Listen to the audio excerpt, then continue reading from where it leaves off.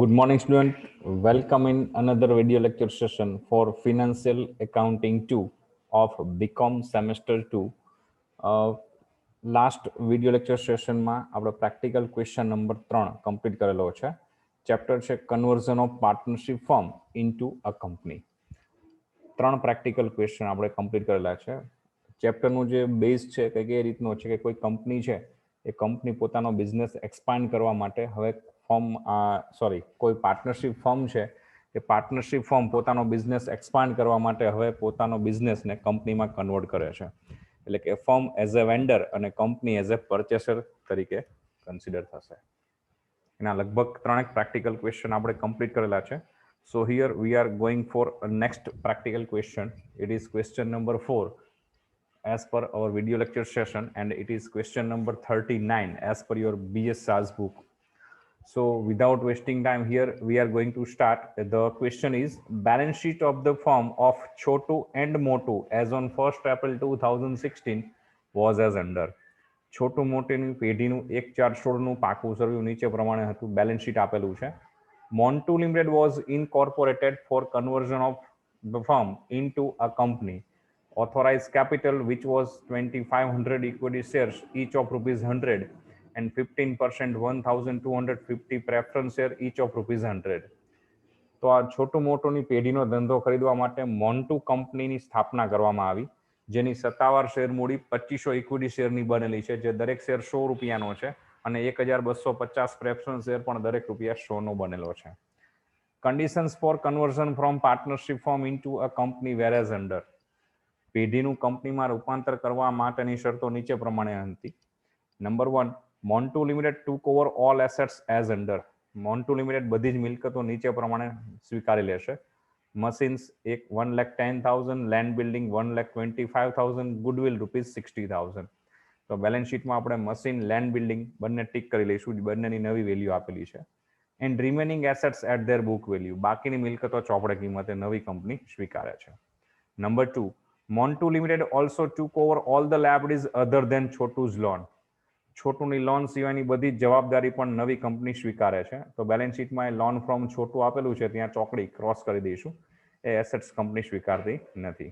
Number 3, debenture of Montu limited of ₹90,000 which were later on given to Chotu's for his loan by the firm, and for the balance equity and preference share of Montu Limited were given to the firm into the ratio 2:1 being purchase consideration of the firm. ખરીદ કિંમતમાં Montu limited 90,000 રૂપિયાના debenture આપે છે, જે પછીથી પેઢી છે એ છોટુની loan સામે ડિબેન્ચર છોટુને આપી દે છે, અને બાકીની ખરીદ કિંમત પેટે મોન્ટુ કંપની ઇક્વિટી શેર અને પ્રેફરન્સ શેર 2:1 પ્રમાણમાં આપે છે પેઢીને. Prepare accounts in the books of the firm as under. પેઢીના ચોપડામાં નીચે પ્રમાણે એકાઉન્ટ બનાવવાના છે, પણ આપણે રેગ્યુલરલી બધા જે એકાઉન્ટ બનાવી છીએ તો બનાવી જ છું. ઓકે, તો હવે આપણે અહીંયા એનો આન્સર ચેક કરીએ. First one, work note number 1, net assets.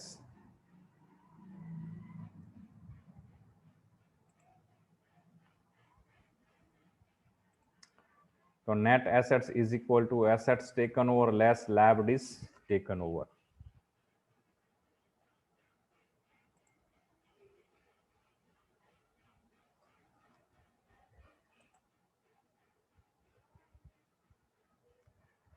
Net એસેટ્સમાં assets taken over less liabilities taken over. એસેટ્સમાં જોઈએ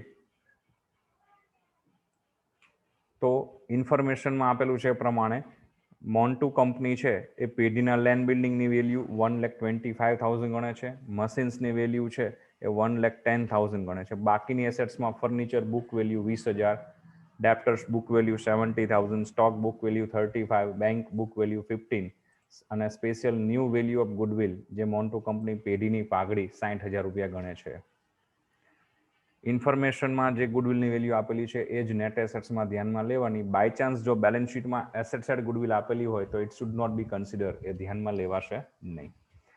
લાયબિલિટી સાઇડ જઈએ તો લાયબિલિટીઝમાં capital as a liabilities consider નહીં કરીએ. General user is not a liabilities. Loan from Chotu આપેલી છે, એમાં ચોકડી કરેલી છે, એ લોન સ્વીકારેલી નથી. લાયબિલિટીઝમાં છોટુની લોન છે એ કંપની એક્સેપ્ટ નથી કરતી, ત્યાં ચોકડી કરેલી છે. ક્રેડિટર્સ ને બિલ્સ પેએબલ બુક વેલ્યુ પ્રમાણે 35,25. So this way total assets 4,35,000 અને ટોટલ લાયબિલિટીઝ છે 60,000. ટોટલ એસેટ્સમાંથી લાયબિલિટીઝ લેસ કરીએ એટલે નેટ એસેટ્સ આવશે નવી કંપની માટે છોટું મોટુંની પેઢીની 3,75,000. પર્ટનોટ નંબર નેક્સ્ટ કરીએ, પરચેસ કન્સિડરેશન, ખરીદ કિંમત, કે નવી કંપની મોન્ટુ લિમિટેડ ખરીદ કિંમતમાં છોટું મોટું ને શું ચૂકવે છે. તો વેરી ફર્સ્ટ ઇન્ફોર્મેશન નંબર 3માં આપેલું છે એ પ્રમાણે 90,000 રૂપીઝના ડિબેન્ચર આપે છે, જે પછીથી પેઢી છોટુની લોન સામે એને ચૂકવી દે છે. પછી બેલેન્સ એમાઉન્ટના ઇક્વિટી શેર 2:1 રેશિયોમાં આપે છે. બેલેન્સ એમાઉન્ટ મતલબ કેટલા, એની વર્કનોટ અહીંયા મેં આપેલી છે કે ટોટલ પીસી કેટલી થશે 375. હાઉ ઇટ ઇઝ કે જ્યારે ગુડવિલની વેલ્યુ આપી દીધેલી હોય કે નવી કંપની પેઢીની ગુડવિલ કેટલી ગણશે એ આપી દીધેલી હોય, તો એવા કેસમાં જે નેટ એસેટ્સ આવશે, net assets equal to total PC થવી જોઈએ. તો નેટ એસેટ્સ છે 3,75,000, તો ઓબ્વિયસલી ટોટલ પીસી પણ 375 જ થવી જોઈએ. તો 375માંથી 90,000ના ડિબેન્ચર આપે છે એ ઇન્ફોર્મેશનમાં આપી દીધું છે. તો બેલેન્સ એમાઉન્ટ 285 એના ઇક્વિટી શેર અને પ્રેફરન્સ શેર આપે છે, જે 2:1 રેશિયોમાં છે. તો 285 ને 2:1 રેશિયોમાં આપણે કેલ્ક્યુલેટ કરીએ તો 1,90,000ના ઇક્વિટી શેર થશે અને 95,000ના પ્રેફરન્સ શેર થશે. સો ઇક્વિટી શેર છે એ 190 એન્ડ પ્રેફરન્સ શેર છે 95,000. તો અહીંયા છોટું મોટીની પેઢીનો ધંધો કંપની ખરીદી લેશે મોન્ટુ લિમિટેડ. તો મોન્ટુ લિમિટેડને છોટું મોટુની પેઢીમાંથી ટોટલ મિલકતો જે મળે છે એની કિંમત 435, જવાબદારી જે સ્વીકારે છે એની કિંમત 60, એટલે કે ચોખ્ખી મિલકત 375. એની સામે મોન્ટુ કંપની છોટું મોટુંને 90,000 રૂપિયા ખરીદ કિંમત પેટે ડિબેન્ચર સ્વરૂપમાં ચૂકવે છે, 1,90,000 રૂપિયા ઇક્વિટી શેર સ્વરૂપે અને 95,000 રૂપિયા પ્રેફરન્સ શેર સ્વરૂપે. ટોટલ ખરીદ કિંમત 375. Okay. Necessary account in the books of the firm, પેઢીના ચોપડામાં જરૂરી ખાતા. સૌથી પહેલું રિયલાઇઝેશન એકાઉન્ટ, એપ્રોક્સ આપણે 10 થી 12 લાઇનનું રાખીશું. પછી બનશે પાર્ટનર્સ કેપિટલ 5 થી 6 લાઇનનું.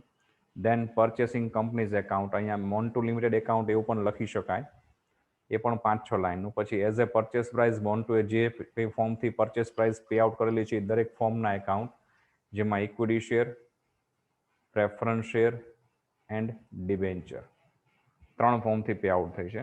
પછી છોટુની લોન કંપની એક્સેપ્ટ નથી કરતી, તો એ છોટુની લોનનું એકાઉન્ટ અલગથી પણ બનાવી શકાય અથવા એને રિયલાઇઝેશન એકાઉન્ટમાં પણ એડજસ્ટ કરી શકાય. અહીંયા આપણે અલગથી બનાવેલું છે જેથી તેમને કરી અને તમને પ્રોપર એનો ક્લિયર આઈડિયા રહેશે કે કઈ રીતે એન્ટ્રી થશે. તો આટલા એકાઉન્ટ્સ આપણે બની ગયા છે. પછી એન્ટ્રીની શરૂઆત કરીએ. Step number 1, necessary account open, જે આપણે બની ગયા છે. Step 2, transfer all balances of balance sheet into proper account with its book value. એની ચોપડે કિંમતથી આપણે ટ્રાન્સફર કરીએ.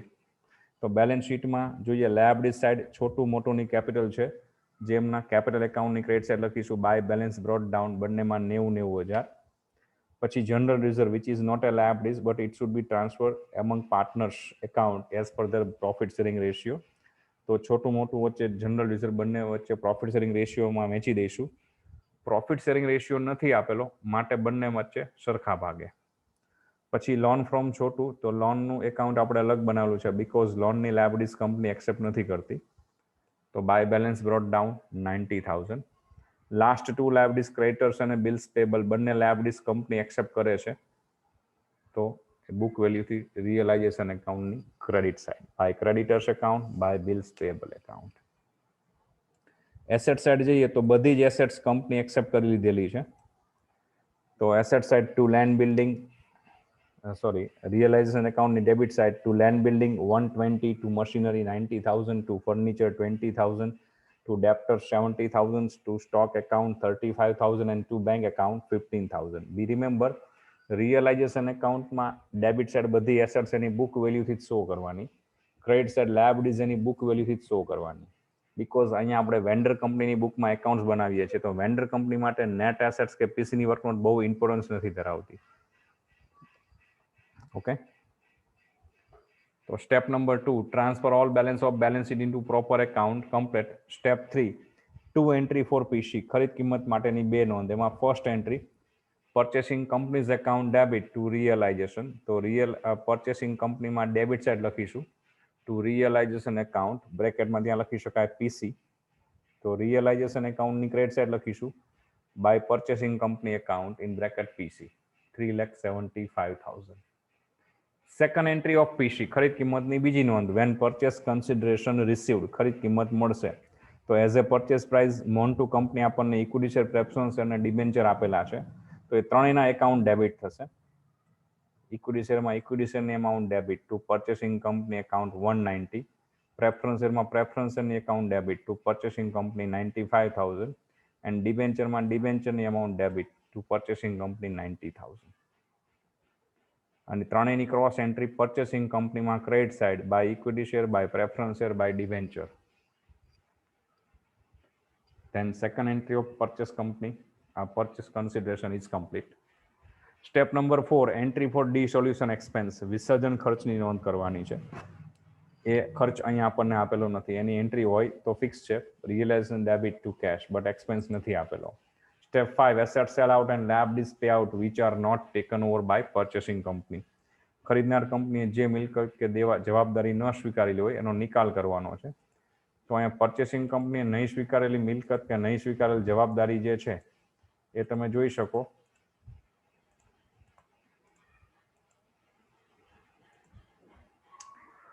છોટું છોટુની લોન છે જવાબદારી નથી સ્વીકારેલી તો એ પેઢી પોતે ચૂકવી દેશે.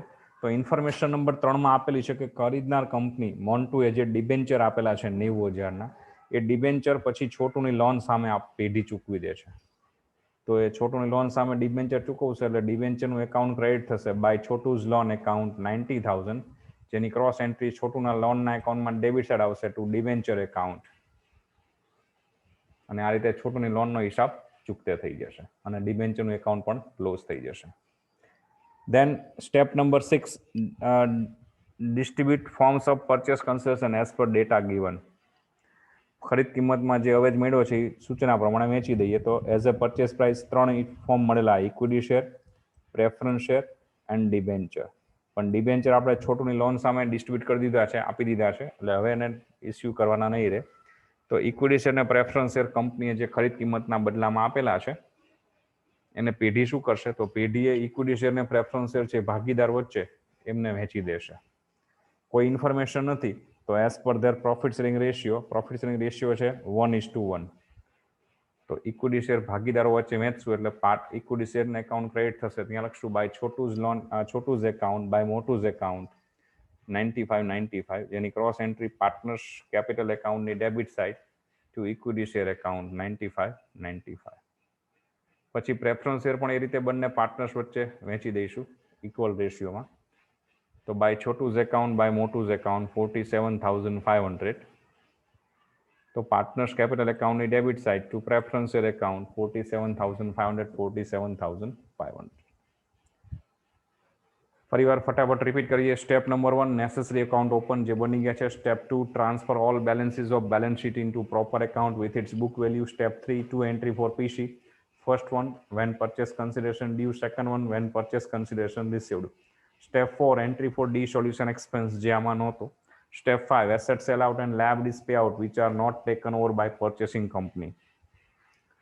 તો એમાં છોટીની લોન હતી જે આપણે એના બદલામાં ડિબેન્ચર પે આઉટ કરી દીધા છે. Step 6 distribution of forms of purchase consideration ખરીદ કિંમતના બદલામાં જે અવેજ મળેલા છે એનું વિતરણ એની વહેંચણી તો એઝ અ પરચેસ પ્રાઇસ આપણને ઇક્વિટી શેર પ્રેફરન્સ શેર અને ડિબેન્ચર મળેલા હતા. ડિબેન્ચર આપણે લોનની અગેન્સ્ટમાં ઇસ્યુ કરી દીધા છે. ઇક્વિટી શેર અને preference share both are divided among partners as per their profit sharing ratio એ આપણે ડિવાઈડ થઈ ગયા છે. Okay. Step number 7 account close કરવાના છે. એમાં આપણે 3 એકાઉન્ટ ઓપન રાખીશું. એક realization account, partners capital account અને કેશ બેંક એકાઉન્ટ જો બનાવેલું હોય. અહીંયા રિક્વાયરમેન્ટ નથી એટલે નથી બનાવેલું. તો રિયલાઇઝેશન અને પાર્ટનર્સ કેપિટલ બંને એકાઉન્ટ ઓપન રહેશે. એ સિવાયના એકાઉન્ટ ક્લોઝ કરીએ તો purchasing company always must be tallied હંમેશા સર્વર થઈ જશે જે અહીંયા થઈ જાય છે એ પ્રમાણે. ઇક્વિટી શેર એ પણ સર્વર થઈ ગયું છે. પ્રેફરન્સ શેર પણ ટેલી થઈ ગયું છે. ડિબેન્ચર આપણે છોટુની લોન સામે આપી દીધા છે એટલે માટે એ પણ સર્વર થઈ ગયું છે અને છોટુની લોન પણ પૂરેપૂરી પે આઉટ થઈ ગઈ છે ડિબેન્ચરના ફોર્મમાં. સો છોટુની લોનનું એકાઉન્ટ પણ કમ્પ્લીટ થઈ ગયું છે. હવે જે બે એકાઉન્ટ ઓપન છે સ્ટેપ નંબર 8 પ્રમાણે, તો પહેલા રિયલાઇઝેશન ને ક્લોઝ કરીએ તો રિયલાઇઝેશન ની ક્રેડિટ સાઇડ જે એન્ટ્રી છે એનો ટોટલ કરીએ તો 4,35,000 ટોટલ થાય છે. એમાંથી ડેબિટ સાઇડની અમાઉન્ટ લેસ કરીએ એટલે બેલેન્સ ફિગર આપણને મળે છે 85, which is A credit balance, જમા બાકી જે ફર્મ પોતાનો બિઝનેસ સેલ કરતા એને પ્રોફિટ થયો છે એ પ્રોફિટ પાર્ટનર્સ વચ્ચે એના profit sharing ratio wise divide થશે. પ્રોફિટ શેરિંગ રેશિયો નથી આપેલો માટે ઇક્વલ ગણાશે, તો છોટું અને મોટું વચ્ચે ઇક્વલી ડિવાઈડ કરીએ 42,500 42,500, જેની ક્રોસ એન્ટ્રી આપણે આપીશું પાર્ટનર્સ કેપિટલ એકાઉન્ટની credit side by realisation account in bracket profit, અને પછી પાર્ટનર્સના કેપિટલ એકાઉન્ટ ક્લોઝ કરીએ. એમાં જે ગેપ આવે એ કેશમાં લઈ જશું, બટ અહીંયા કેશ એકાઉન્ટની જરૂર નથી એટલે એમાં ગેપ આઈ થિંક નહીં મળે, બંનેના એકાઉન્ટ સર્વર થઈ જશે, તમે જોઈ શકો છો. એકે સાઈડ ગેપ તમને મળશે નહીં.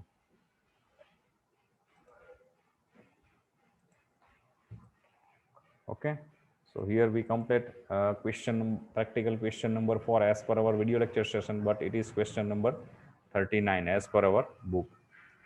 નેક્સ્ટ લેક્ચરમાં ફરી પાછો આપણે બીજો પ્રેક્ટિકલ ક્વેશ્ચન જોઈશું. Till then have a good day, good bye.